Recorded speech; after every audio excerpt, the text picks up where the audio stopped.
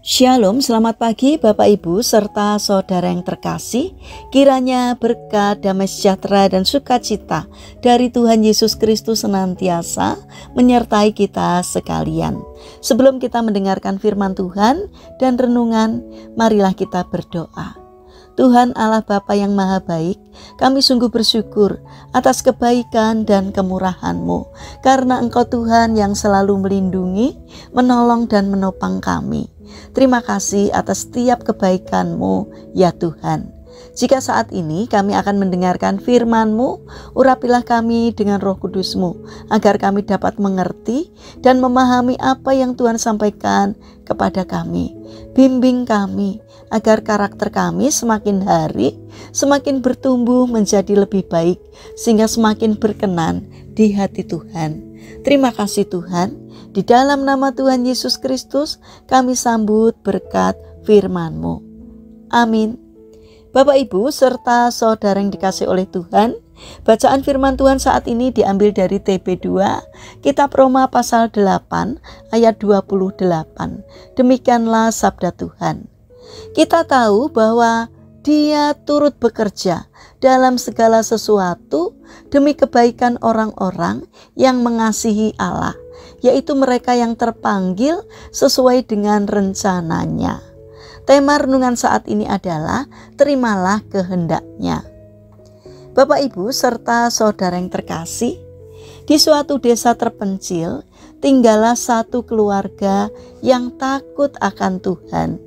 Mereka adalah sepasang suami istri yang cukup setia dan selalu bersukacita melayani Tuhan. Tetapi mereka dikejutkan dengan kematian anak tunggalnya yang begitu cepat. Mereka pun kecewa kepada Tuhan dan berkata, "Mulai sekarang kami berdua tidak mau melayani Tuhan lagi. Kami telah setia melayaninya. Dia bukan saja tidak memberkati, malahan mengambil anak kami." Demikianlah mereka menjalani kehidupan mereka sehari-hari dengan bersungut-sungut, berkesal hati, dan penuh kemarahan kepada Tuhan. Mereka meninggalkan Tuhan hingga 9 tahun lamanya. Pada suatu hari, saat si suami berada di hutan, ia melihat ada seorang penggembala domba yang sedang sibuk menyeberangkan kawanan dombanya melewati sebuah anak sungai. Di masa itu, sungai-sungai tidak memiliki jembatan yang layak seperti sekarang ini. Jembatan itu hanya terdiri dari papan-papan melintang yang menghubungkan kedua tepi. Jembatan itu akan mudah dilewati manusia, tetapi tidak bagi kawanan domba tersebut.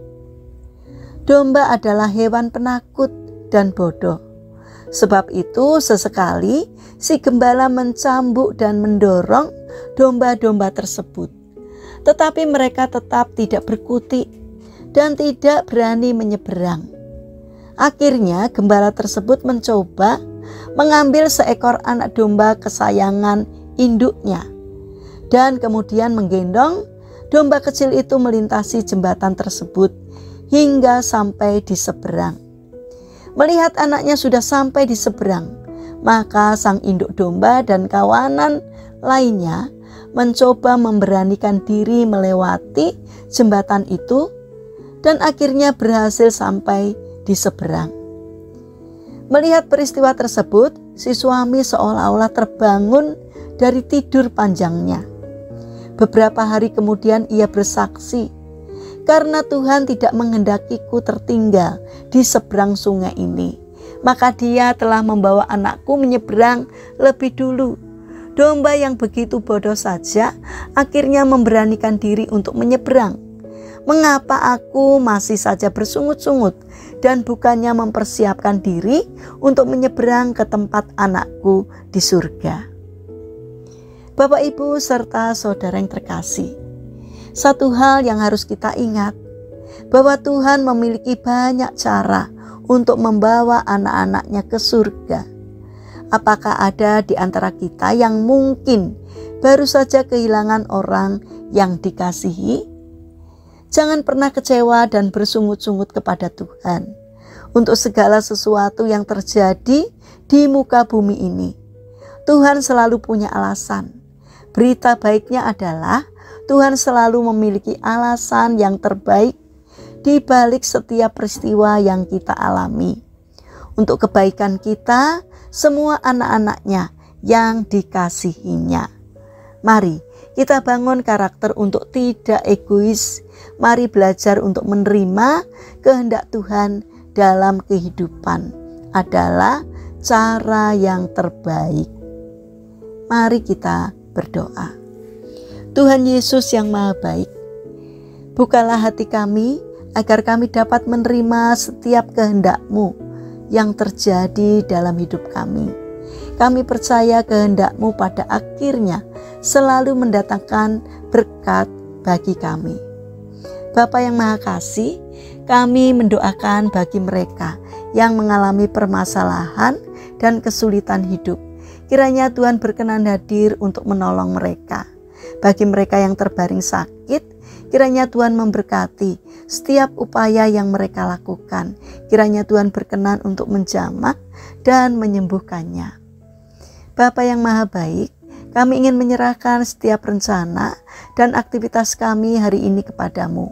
Berikanlah semangat dan juga ketekunan kepada kami untuk menjalankan karya kami hari ini. Terima kasih Tuhan.